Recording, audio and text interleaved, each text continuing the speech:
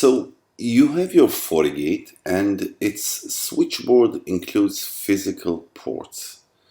Each can be configured with its own IP address or just saying, okay, port 1, port 2, port 3, you all belong to a soft switch that we will name it marketing, and it will have an IP address of 10.0.0 and so on.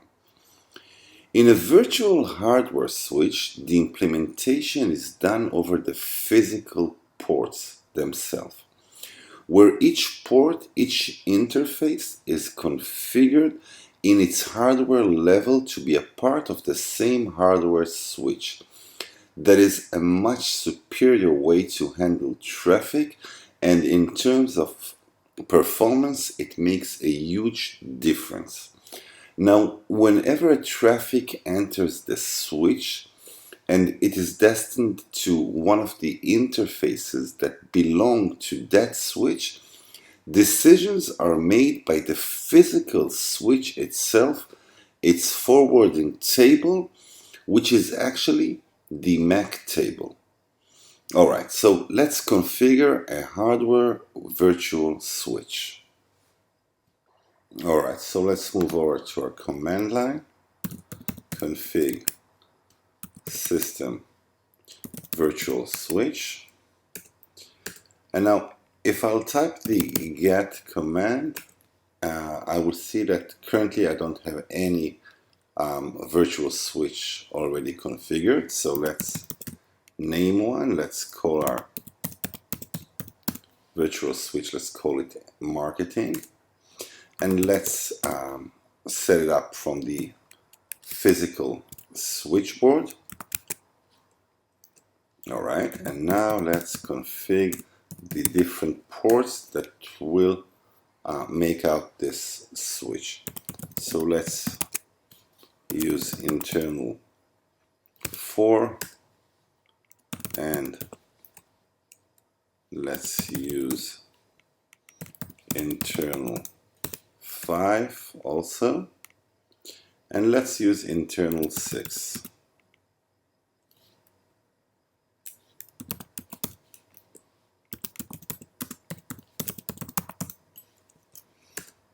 Alright, let's get back to our alright, so now let's use the same command as before, config system switch, config system virtual switch, and let's see if we have a switch that is configured. Yes, we have. Here's our marketing switch. Alright, now let's refresh our interface pane to see our new virtual switch, and there it is. Now if we will head over to our setting page of that switch, we can configure its IP address, its management. Let's use LAN2 as our alias, and let's get him an IP address, and that's right, I'm using the same.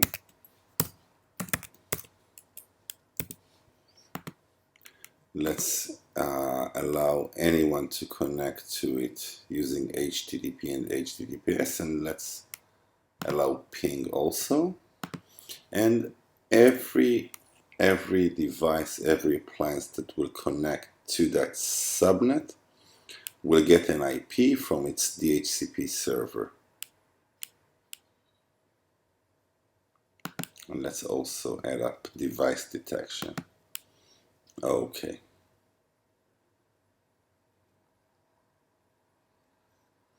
And there we have it. We have a hardware virtual switch with its own subnet, with its own DHCP server. Any appliance that will connect to it will get an IP address from its pool, and any traffic that will head up to one of the interfaces that is within the marketing switch will be forwarded using the forwarding table.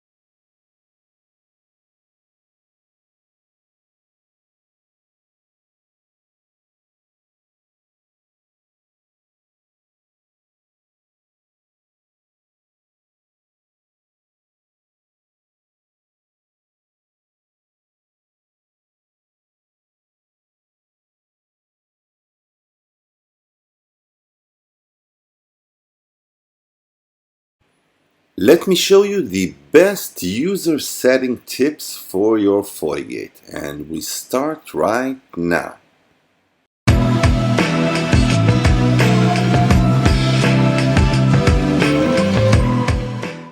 To get more easy setup tips for your Fortigate firewall, subscribe now and don't forget to click on the bell notification and you won't miss anything. So you have your users connected to one of the interfaces in your Fortigate and you want to set up different settings as authentication timeout and so on. So head over to the command line, config user settings, and the first command is set auto timeout. Let's move over between the different options, and there you can choose different integers from 1 minute up to 24 hours. Now the default is 5 minutes. Personally, I prefer to set the timeout to 30 minutes. So choose whatever suits you as an administrator and your company's policy. The second command is quite important. Set auto timeout type. Now there are different types of authentication timeout. There's the idle timeout, the hard timeout, and the new session timeout. What is the difference? In an idle timeout, Fortigate has to see traffic that is coming from the user. If it doesn't see traffic coming from the user's IP address for the time we configured as the authentication timeout, well, it deletes the authentication entry and asks the user to authenticate again. Now, in a hard timeout, it doesn't matter if there is a traffic or not. After the authentication timeout passed, the user will be asked to authenticate again. That's a hard timeout. The last option, use session timeout. Well, that's the case where you have a timeout. Let's say it's 5 minutes. You head over to a site, you start to download a file. Now, after 5 minutes, the file download is not terminated. It still goes up and downloads to your computer. But if you head over to another site, that is, you create a new session, you will be asked to authenticate. Another option that every administrator needs to configure is the amount of failed attempts before the user is being blocked. That is the number of time a user can fail authentication until it is being blocked. Now, the default is currently 5. You can change it up to 100 times. I usually use 3 times. So that is set auth invalid maximum, that is the maximum number of invalid login attempts, and let's set it to 3. Some of your user will probably head over through a captive portal, that is outsource employees and so on. So you can set the set auto portal timeout. That is the amount of time that those employees will need to authenticate again to an integer of between 1 up to 30 minutes.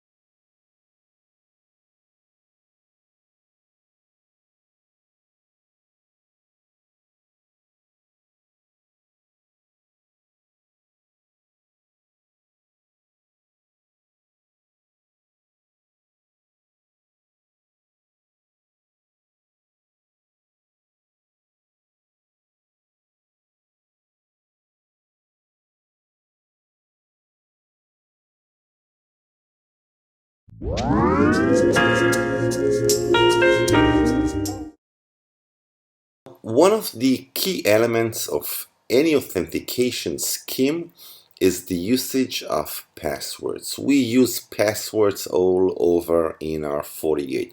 We use it when we configure new users. We use it when we configure our admin profiles. We also use it when we configure SSL or IPsec VPNs. We use passwords all over. We will look at password entropy, how random or how difficult it is to predict your password. Let's start. So, an entropy in plain words is the difficulty in guessing a password, either in a brute force attack or a dictionary attack. Now, how do you calculate entropy? Well, you do it using the length of your password, the complexity of your password. Are you using uppercase characters, lowercase, or maybe you're using uppercase and lowercase? Are you using symbols? Are you using numbers? The more complex your password is, there is much more entropy. And the last parameter is the randomness of your password. The more random it is, it adds up more entropy. Now, randomness is an issue when it comes to computers, since computers can actually generate a pseudo-random numbers. All right, so let's look at an entropy example and things will be much more clearer. So we are calculating entropy using the following formula. H equals L. L is the length of your password. H is the total binary bits of an entropy. Entropy is calculated using bits. And N is the number of possible symbols in a password. So a password length of 8 characters from the entire alphabet, that is uppercase, lowercase, symbols, and numbers, will get us to an entropy of 2 to the 52. So this password has about 52 bits of entropy, and it is a strong password. The higher your password entropy, the less predictable your password patterns are for a computer. As far as password, 36, 37 bits of entropy are rather good. Another example is when we use a keylog that has only 10 digits, that is 0 to 9. So if we use only 5 characters, you know what, if we use 4 characters, we usually use 4 characters as our passwords in a panlock keypad. So that is 10 to the power of 4. 10 to the power of 4 is 10,000. So the key space of the password is 10,000 passwords.